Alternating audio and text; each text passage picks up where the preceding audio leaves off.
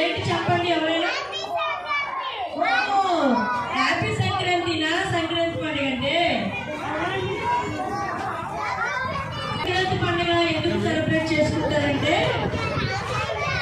మరి ఆ రైస్ పండే పొలాలు ఉంటాయి, మళ్ళీ మినుములు పట్టేసుకుంటారు కదా, అందరికి నిలబడిష్టమే కదా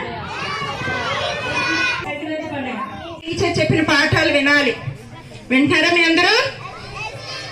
హోంవర్క్స్ చేసుకోవాలి, పెండింగ్ వర్క్స్ ఉంచుకోకూడదు. ఏ రోజు పాఠం ఆ రోజు చదువుకోవాలి, అవునా? మరి